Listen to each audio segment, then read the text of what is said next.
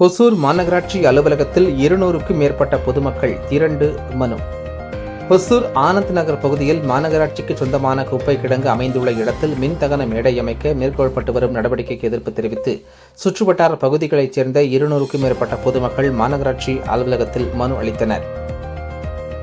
ஆனந்த் நகர், குறிஞ்சி நகர், தணிகை நகர், KCC நகர் உள்ளிட்ட பகுதிகளைச் சேர்ந்த அனைத்து குடியிருப்போர் நலசங்கங்களின் சார்பில் திரண்ட பொதுமக்கள் ஹொசூர் மாநகராட்சி ஆணையர் சபீர் ஆலமிடம் கோரிக்கை மனுவினை வழங்கினர்.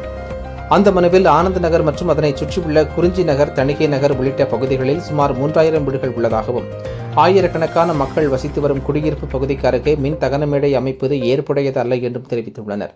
மேலும் இப்பகுதியில் குழந்தைகள் மற்றும் முதியவர்கள் அதிக அளவில் வசித்து வருவதாகவும், இறந்தவர்களின் உடல்களை தகனத்திற்காக இப்பகுதி வழியாக கொண்டு வரும் பொழுது குழந்தைகள் மத்தியில் அச்சம் ஏற்படும் சூழல் உருவாகும் என்றும் பொதுமக்கள் தெரிவித்தனர்.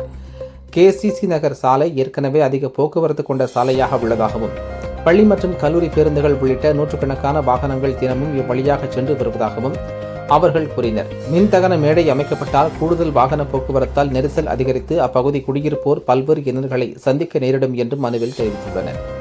எனவே பொதுமக்கள் அதிக அளவில் வசிக்கும் குடியிருப்பு பகுதியில் மின் தகன மேடை அமைக்கும் திட்டத்தை மாநகராட்சி நிர்வாகம் உடனடியாக கைவிட வேண்டும் என அப்பகுதி மக்கள் வலியுறுத்தினர். பொதுமக்களின் கோரிக்கையை மீறி தற்போதைய இடத்திலேயே மின்தகன மேடை அமைக்கும் பணிகளை மாநகராட்சி நிர்வாகம் தொடர்ந்தால் ஆனந்த் நகர், குறிஞ்சி நகர், தணிகை நகர், KCC நகர் உள்ளிட்ட பகுதிகளைச் சேர்ந்த அனைத்து குடியிருப்போரையும் ஒன்றிணைத்து பல்வேறு கட்ட போராட்டங்கள் நடத்தப்படும் எனவும் அவர்கள் எச்சரித்தனர். மேலும் இந்த விவகாரத்தில் தமிழக முதலமைச்சர் தலையிட்டு குடியிருப்போரின் கோரிக்கையை பரிசீலித்து உரிய நடவடிக்கை எடுக்க வேண்டும் என்று பொதுமக்கள் கோரிக்கை விடுத்துள்ளனர். மனு அளிக்கும் போது ஹொசூர் அனைத்து குடியிருப்போர் நலசங்க தலைவர் துரை, செயலாளர் ஸ்ரீனிவாசலு, பொருளாளர் சபரி பெருமாள் மற்றும் பல்வேறு குடியிருப்போர் நலசங்க நிர்வாகிகள் உடன் இருந்தனர்.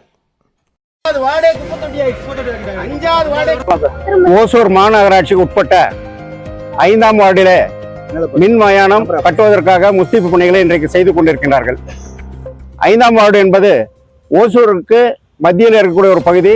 சுற்றிலும் 15-20 குடியிருப்போர் நலச்சங்கங்கள் இருந்து கொண்டிருக்கின்றன. ஏறத்தாழ 3000 ஒரு 5000 மக்கள் இன்றைக்கு வாழ்ந்து கொண்டிருக்கின்றார்கள். குழந்தை, குட்டிகள், பெரியோர்கள், சிறியோர்கள், பெண்கள் வாழ்ந்து கொண்டிருக்கின்றோம். இன்றைக்கு அந்த இடத்துல அவங்க அந்த தகன மேடை கட்டுவதனால தினசரி அந்த இடத்திற்கு பிரேதங்களை எடுத்துட்டு வருவாங்க. எடுத்துட்டு வரும்போது பள்ளிக்கு போகக்கூடிய சிறுவர்கள் எப்படி போவாங்க? இதை அந்த காட்சியை பார்த்துட்டு பெண்கள் எப்படி அங்கே இருப்பாங்க? பயந்துட்டு எப்படி இருக்கு வாழ்க்கையை நடத்த முடியும்? ஆனால் மத்தியில் கட்டுவது என்பது எங்களுக்கு உடன்பாடு இல்லைன்னு சொல்லி நாங்கள் இன்றைக்கு கமிஷனர் கிட்ட சொன்னோம்.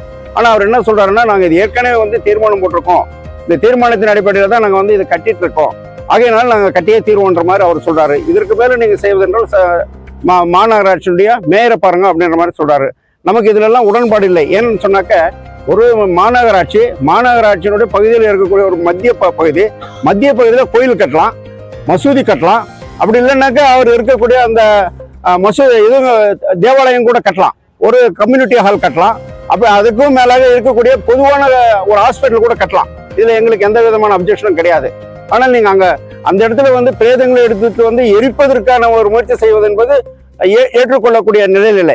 இந்தியாவிலே இன்றைக்கு இருக்கக்கூடிய நிலையில தமிழகத்திலே எந்துமே இந்த மாநகராட்சிகள் இது போல பிரச்சனைகள் இல்லை. ஆனா ஓசூர்ல மட்டும்தான் இந்த மாநகராட்சி இந்த பிரச்சனைகள் இன்றைக்கு இருந்து கொண்டிருக்கின்றது.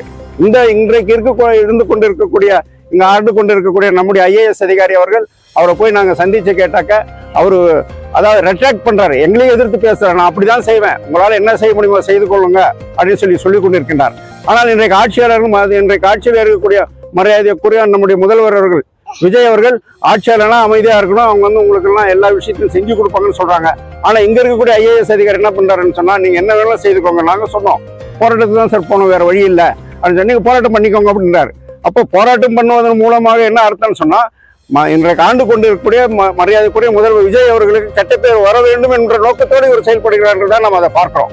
ஆகவே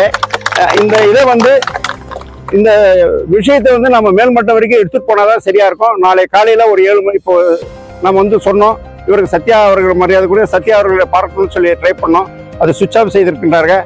ஆனா இன்னும் நாளை காலையில ஒரு 7 மணிக்காவது அவர் இருக்க சொல்லிவிட்டு நம்ம எல்லாருமே 7 மணிக்கு அவர் வீட்டுக்கு அருகே போய் நம்ம இருப்போம் என்பது தான் இந்த காலகட்டத்தினுடைய முடிவு. ஆனால் இவர் அடமண்டா இருக்காருன்றது தான் ஏற்கனவே பல முறை இதே மாதிரி பேச்சுவார்த்தை நடத்தும் போது அவர் அப்படிதான் நடந்து கொள்கிறார். அப்ப இந்த ஆட்சி அரசாங்கத்துக்கு ஒரு கெட்ட பேர் வரணும் அப்படின்னு நினைக்கிறாரா என்னன்னு தெரியல. ஆகவே எங்களுடைய கோரிக்கை அங்க செய்யாதீங்க. அது ஜிஜி பரம்போ கிராசிங் கிரவுண்டுன்னுவாங்க, புல் மேயறதுக்காக, ஆடு மாடெல்லாம் புல் மேயறதுக்கான ஒரு இடம். ஒவ்வொரு கிராமத்திற்கும் ஒரு இடத்துல மயானம் இருக்கும். அதே போல ஓசூருக்கும் ஒரு மயானம் இருக்கும். எங்கேயாவது மூக்கண்டுப்புலன்னா அதுக்கு ஒரு மயானம் இருக்கும். ஆனந்த நகர் பக்கத்தில் இருக்கிற ஒரு பகுதின்னா அதுக்கு ஒரு மயானம் இருக்கும். மயானம் இருக்கக்கூடிய இடத்துல கட்டுவது நமக்கு உடன்பாடு. ஆனா மயானமே இல்லாம மேய்ச்சல் தரையில வந்து நீங்க கட்டுறீங்கன்னு சொல்லி சொன்னாக்கா அது ஏற்புடையதாக இல்லை என்பது எங்களை என்னுடைய வேண்டுகோள். இதை வந்து நாங்க மேயர்கிட்ட வைப்போம். அப்படி இல்லைன்னு சொன்னா நம்ம கலெக்டர் கிட்ட போய் பார்ப்போம். அது ஆனந்த நகர் இல்ல, இதுதான் முதலாவது. அதாவது எங்களுக்கு இப்பதான் பத்திரிகையில செய்தி வந்த பிறகுதான் எங்களுக்கே தெரியுது. ஆனா ஒரு கட்டடம் கட்டணும்னு சொன்னாக்க இத்தனை மாதத்துக்குள்ள நாங்க கட்டுறோம், இதனுடைய தோராய தொகை இவ்வளோ அப்படின்றதெல்லாம் அதுல எழுதப்பட வேண்டும். 18 மாதத்துக்குள்ள நாங்க முடிக்கிறோம் அப்படின்றதெல்லாம் எழுதணும். அதெல்லாம் ஒண்ணுமே வைக்கல.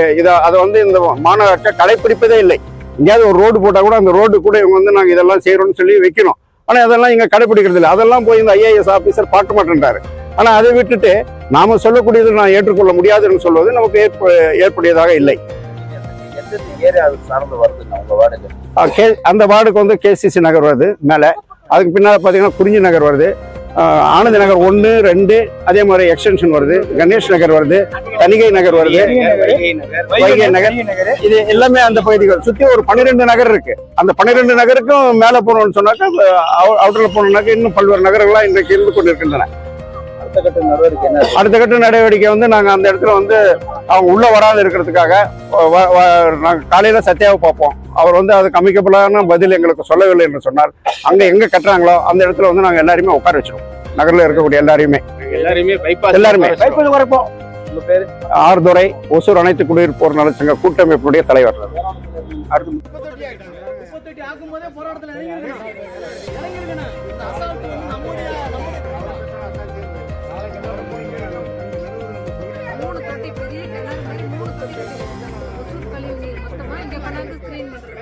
அதையும் கொஞ்சம் சொல்லுங்க.